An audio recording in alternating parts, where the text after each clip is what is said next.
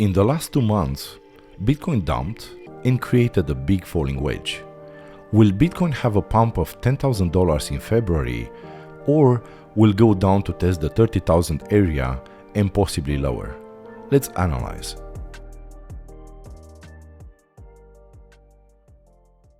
Welcome back. I'm the Barbarian trader, and today we'll have a look at what price movement we might see in February for Bitcoin. Let's dive in. If we look at daily chart on the bigger picture, we have the biggest rising wedge that Bitcoin ever formed.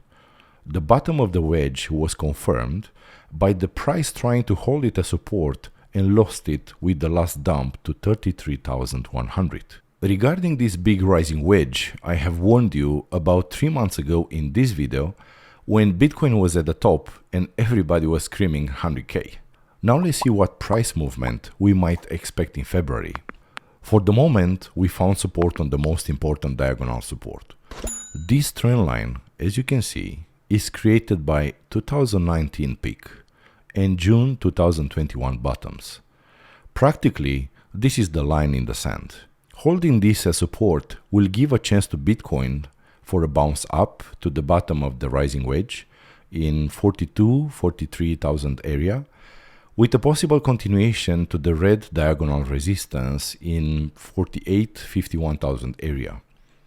Losing this as support, we might see a long period of price bleeding down and multiple months of bear market and accumulation period, with targets first in the 26,000 area.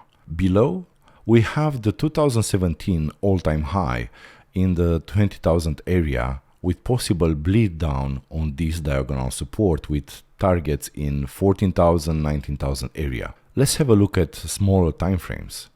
On the 8-hour chart, we have a nice clean falling wedge made by the last 2 months down movement. If the price will manage to break above the falling wedge, we might see $10,000 pump up with possible targets in 50,000 area. Even if the wedge will be broken above, I advise you to wait for confirmation before you jump into a long trade. I will give you now possible targets up and down that you might want to look at. But before that, if you want to join our VIP trading group, where we ride the dump from 67,000 area, making more than 400% profit, and many other long and short profitable trades, plus daily market analysis, you are welcome to join us using the link in the description below. Now, let's go back to possible targets. On the bullish side, if we break the top of the falling wedge, we'll have the first resistance on the, let's say, 41,600, 42,600 area.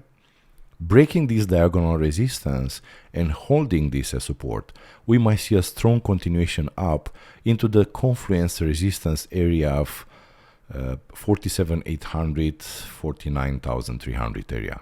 Probably this area will be good for building a short position by layering some short asks in 48,000, 53,000 area. On the bearish side, we might see a retest of the bottom of the falling wedge and this green key diagonal support in the 30,500 area. As you can see, around 22 of February, we have a confluence of key support areas in 30,300. 30,300 area, it's supported by 2 years green diagonal support, a red diagonal who is the end of a specific channel, and the bottom of the rising wedge. Losing this support, we might see tested this blue diagonal support of 26,000, 26,600, where probably I think could be a very good area to open a swing long trade. This is just my opinion, not financial advice. In the end, crypto market price movement relates to traditional markets, and in tomorrow's episode, we'll talk about how the next S&P 500 move will impact the crypto market. So subscribe, like, and hit the notification button to be up to date with the next market moves. Thank you for watching, and I will see you in the next video. Until then, trade safe. Barbarian out.